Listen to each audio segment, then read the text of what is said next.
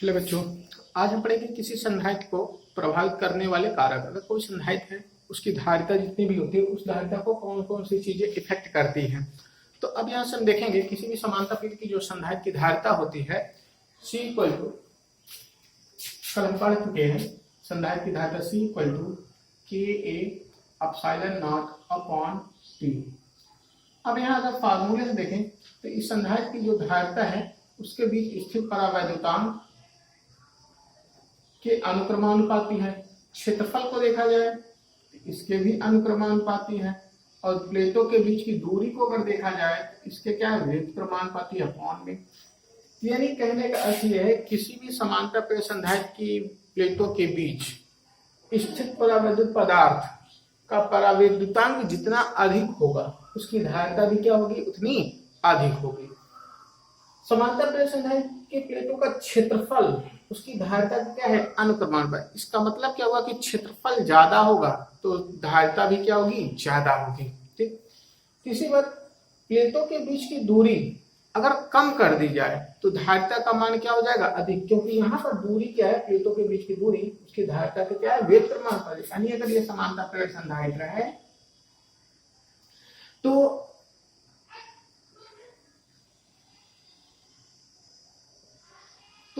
यहाँ पर अगर हम परावैद्युत पदार्थ रखेंगे और उस परावैद्युत पदार्थ का परावैद्युतांक के का मान जितना ज्यादा होगा उस संधारित्र की धारिता भी क्या हो जाएगी, उतनी ही अधिक हो जाएगी। दूसरी बात, इसके प्लेटों का क्षेत्रफल, यानी प्लेट जितने बड़े लिए जाएंगे यानी इनका क्षेत्रफल जितना ज्यादा लिया जाएगा, क्षेत्रफल जितना अधिक रहेगा, इस संधारित्र की धारिता भी क्या होगी, उतनी ही अधिक होगी।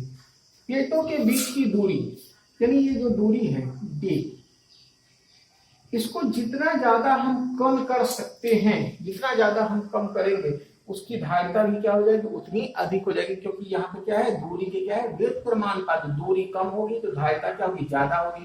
दूरी ज्यादा कर देंगे तो धारिता क्या हो जाएगी, कम हो जाएगी। यानी कहने का अर्थ है कि किसी भी समांतर प्लेट संधारित्र या किसी भी संधारित्र की जो धारिता होती है वो तीन चीजों पर निर्भर करती है। यही तीन कारक हैं जो उसको प्रभावित करते हैं। तो हेडिंग आप डाल लेंगे, संधारित्र की धारिता को प्रभावित करने वाले कारक। तो इसमें लिखें, किसी संधारित्र की धारिता को निम्न तीन कारक प्रभावित करते हैं।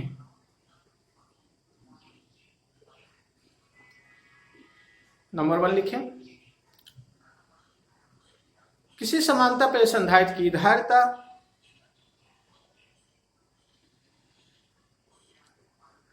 उसके प्लेटों के क्षेत्रफल के अनुक्रमानुपाती होते हैं। यानी आप नीचे उसी के लिख लेंगे, C प्रोपोर्शनल टू A। फिर उसमें लिखे दूसरा नंबर, समांतर प्लेट संधारित्र की धारिता प्लेटों के बीच की दूरी के व्युत्क्रमानुपाती होता है। तो इसके नीचे आप लिख लेंगे C प्रोपोर्शनल 1/D। तीसरा नंबर लिखें, संधारित्र की धारिता प्लेटों के बीच स्थित परावैद्युत पदार्थ के परावैद्युतांक के अनुक्रमानुपाती होता है। यानी आप लिखेंगे C प्रोपोर्शनल टू K। यानी किसी भी समांतर प्लेट संधारित्र की जो धारिता होती है वो इन तीन बातों पर निर्भर करती है। ठीक, अब इसके आगे हेडिंग,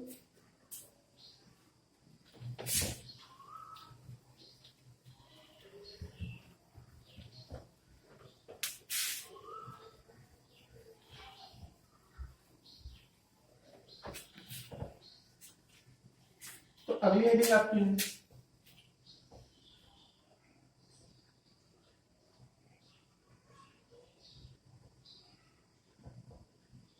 आंशिक मोटाई की परावैद्युत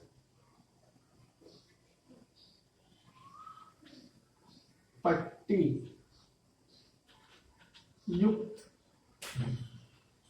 संधारित्र की धारिता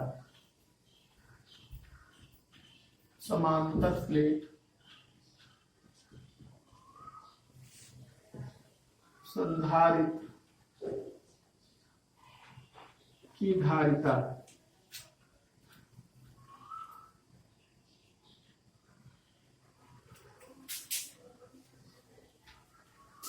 तो हमारी अगली हेडिंग बनती है आंशिक मोटाई की परावैद्युत पट्टी युक्त समांतर प्लेट संधारित्र की धारिता। यानी कल हमने जब समांतर प्लेट संधारित्र की धारिता निकाली थी तो उसमें हमने दो तरीके के देखे थे। एक ऐसा समांतर प्लेट संधारित्र जैसे प्लेट है,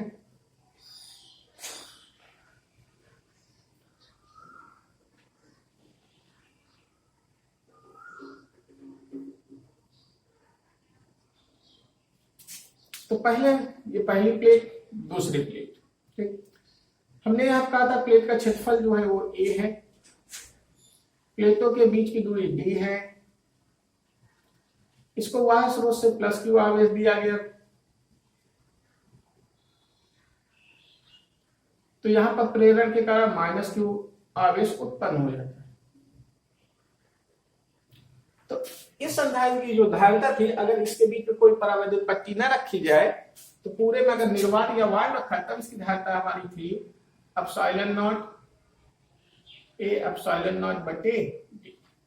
और अगर इसी के बीच में हम कोई परावैद्युत पदार्थ भर देते थे जिसका परावैद्युतांक k हो, परावैद्युत पदार्थ अगर भर देते तब हमारी धारिता क्या हो जाती थी Ka एप्सिलॉन नॉट बटे d।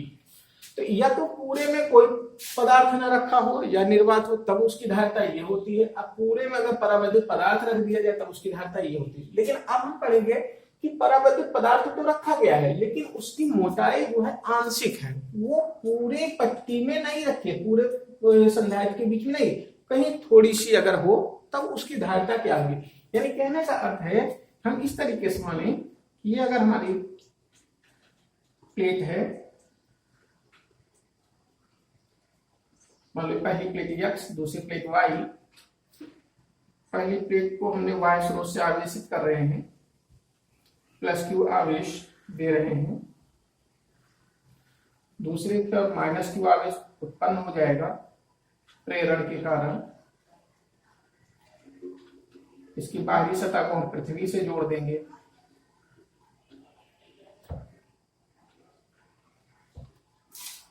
अब यहां पर परावैद्युत पट्टी रखनी है लेकिन वो पूरे में ना हो, उसकी एक पतली सी परत,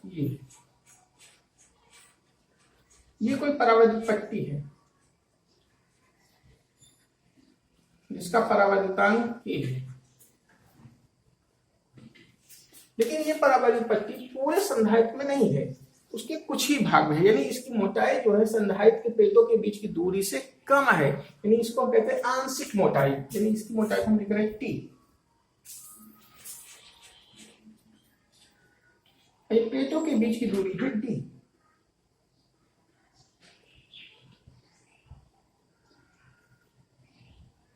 तो इस कंडीशन में क्या था कि जो परावैद्युत पदार्थ रखा गया था वो पूरे संधारित्र के पूरे प्लेटों के बीच में था। इसमें क्या है, जो परावैद्युत पदार्थ रखा गया है वो बहुत कम स्थान पर रखा गया है, वे शेष स्थान जो है वो रिक्त है, यानी निर्वात है, ठीक। तो ऐसे संधारित्र की धारिता क्या होगी, तो यानी इसकी को हम बोलते हैं आंशिक मोटाई की परावैद्युत पट्टी युक्त समांतर प्लेट संधारित्र की धारिता। ये हम क्या करना चाहते हैं, तो इसके लिए सबसे पहले हम लिख लेते हैं। तो पहले इसमें लिखेंगे, माना किसी समांतर प्लेट संधारित्र की प्लेटों का क्षेत्रफल कैपिटल A तथा प्लेटों के बीच की दूरी स्मॉल d है। प्लेटों के मध्य आंशिक मोटाई स्मॉल टी, आंशिक मोटाई स्मॉल टी की कोई परावैद्युत पट्टी रखी है जिसका परावैद्युतांक कैपिटल के है।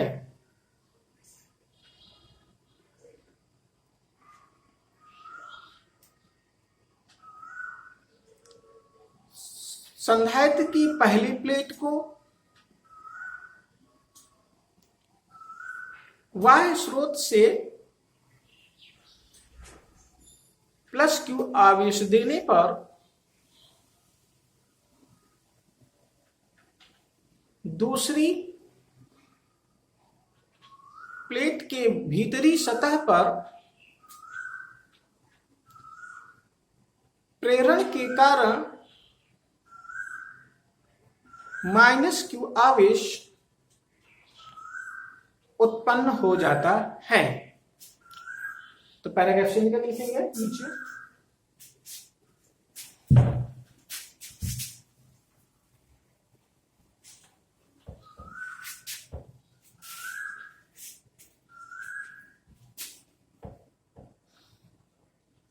तो प्लेटों के मध्य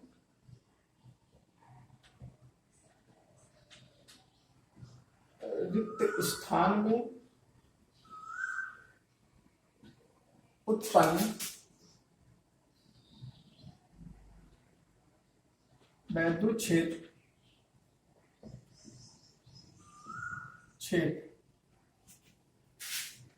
E naught equal to sigma upon epsilon naught. तो चूंकि सिग्मा का वैल्यू हम जानते हैं, सिग्मा इक्वल टू क्या Q बाई A, तो यहां पर आपका हो जाएगा Q A एप्सिलॉन नॉट। यह हो गया यहाँ प्लेटों के मध्य में जो रिक्त स्थान है वहां पर ये वैद्युत क्षेत्र उत्पन्न हो गया। परावैद्युत पट्टी में तथा परावैद्युत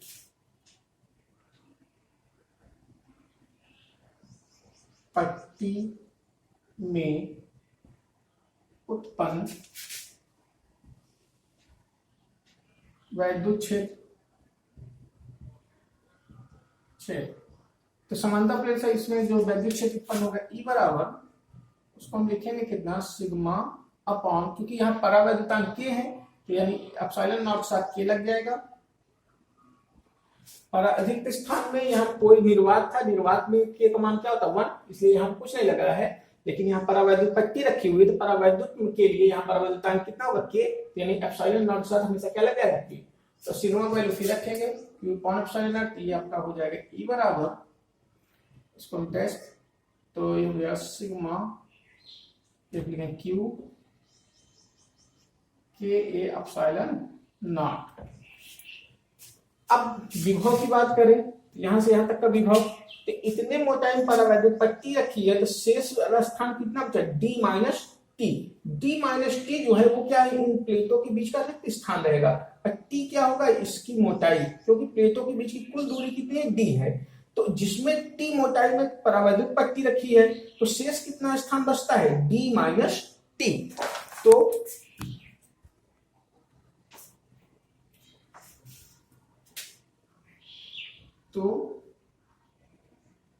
प्लेटों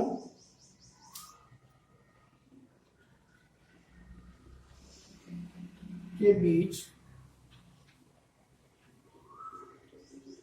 रिक्त स्थान का विभव V not equal to E naught into रिक्त स्थान कितना बचा है, D माइनस टी, यानी ये आपका हो गया V not equal to E not की value Q A epsilon not t minus t. ये तो क्या है रिक्त स्थान का विभव। अब हम परावैद्युत पट्टी क्या कर निकालें,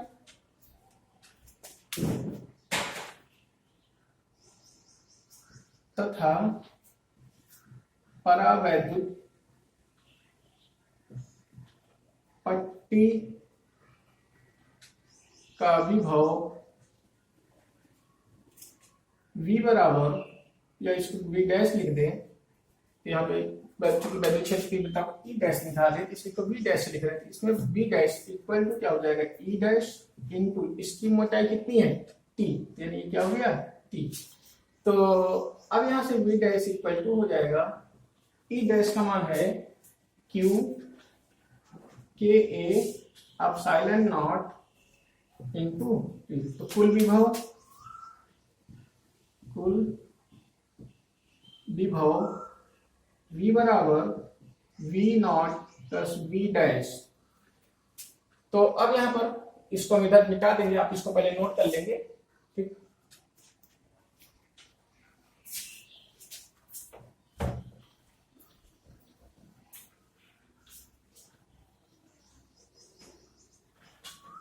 तो कुल विभव V इक्वल टू, हमने लिखा V not plus V dash.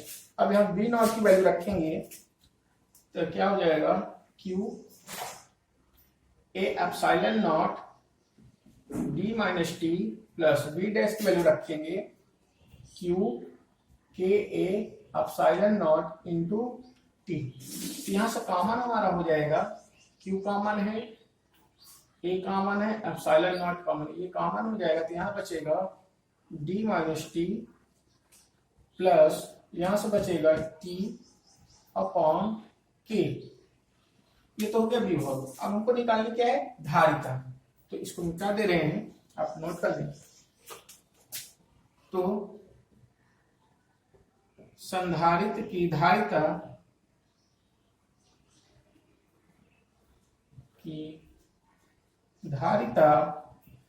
C equal to होता है Q अपॉन B।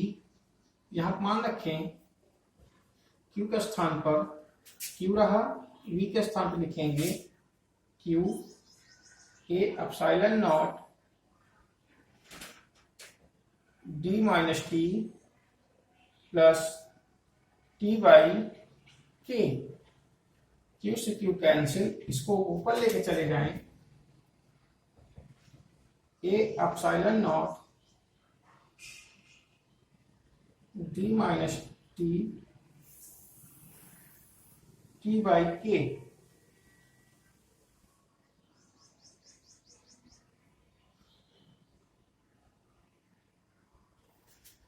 ये हमारा हो गया आंशिक मोटाई की परावैद्युत युक्त पट्टी में समांतर प्लेट संधारित्र की धारिता। तो ये आप फिगर बना लेंगे, पूरा नोट कर लेंगे।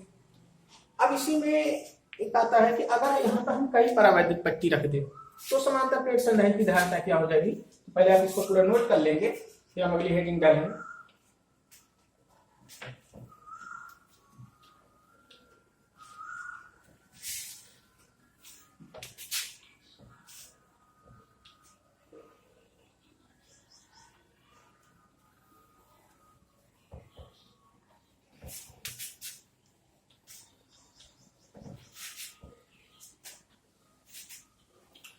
अगली हेडिंग हमारे पास दी है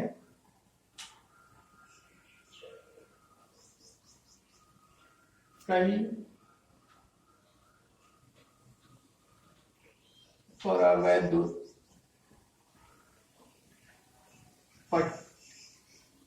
पट्टी युक्त संधारित्र की धारिता।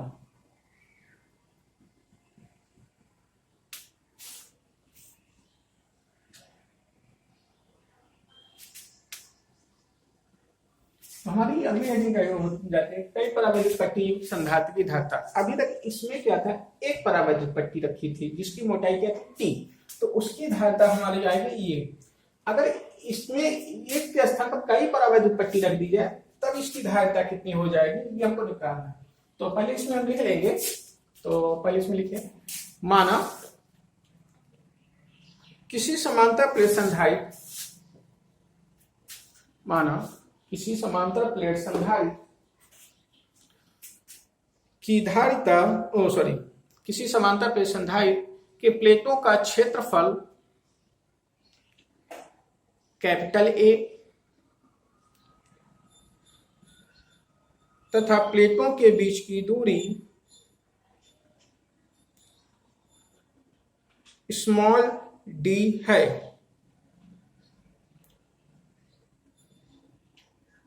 प्लेटों के मध्य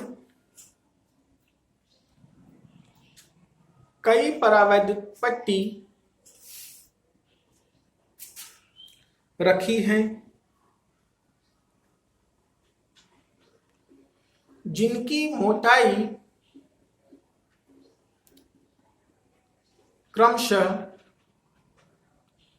T1, T2, T3 dash dash dash Tn, small में लिखेंगे Tn तथा परावैद्युतांक क्रमशः K1, K2,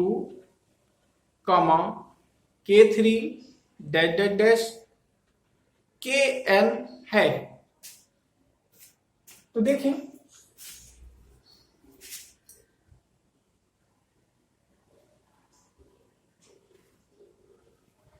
एक समांतर प्लेट संधारित हम बना रही हूं,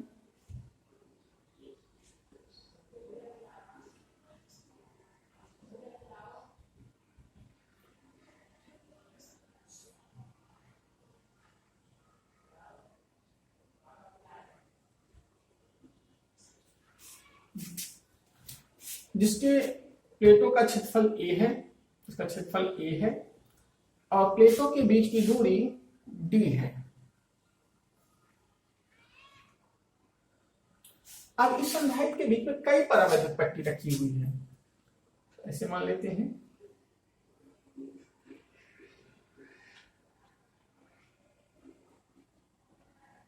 एक, दो, तीन, डैश, ये ढेर सारी परावैद्युत पट्टी रखी हुई है। अब इन परावैद्युत पट्टियों की जो मोटाई है, पहले की मोटाई है T1, इसकी मोटाई है T2, इसकी मोटाई T3। मान लीजिए पहली परावैद्युत पट्टी जो हम इस तरह से बना दे रहे हैं, दूसरी परावैद्युत पट्टी ये है डॉट डॉट, तीसरी परावैद्युत पट्टी ये है,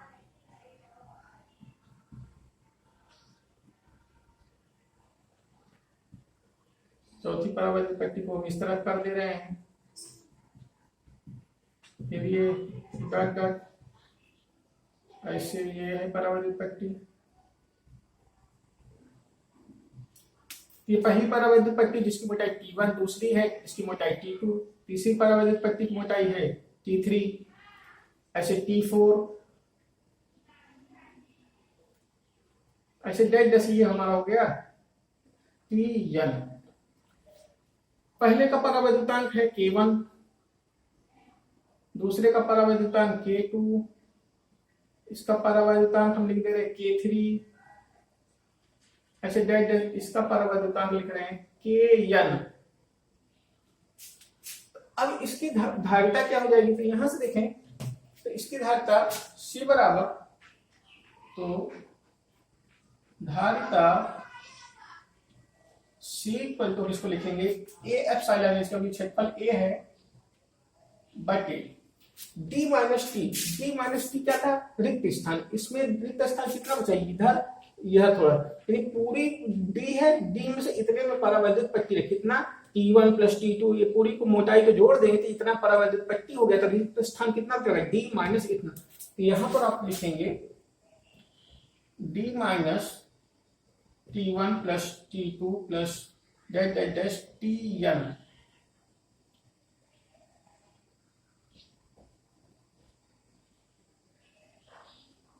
ये हो गया रिक्त स्थान कि प्लस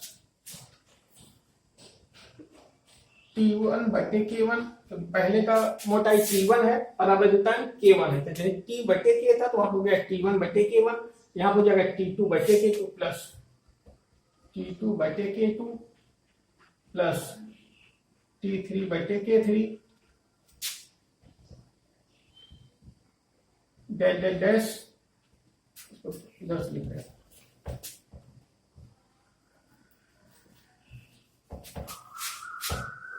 इसको ऐसे लिख दे रहे हैं, C इक्वल टू फिर से A एप्सिलॉन नॉट,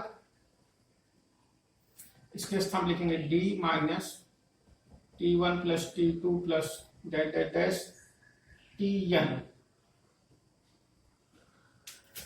प्लस यहां भी लिखेंगे T1 बटे K1, T2 बटे K2, T3 बटे K3 dash dash dash Tn बटे Kn। ये हमारा हो गया समांतर पेशनधार की धारिता का फार्मूला।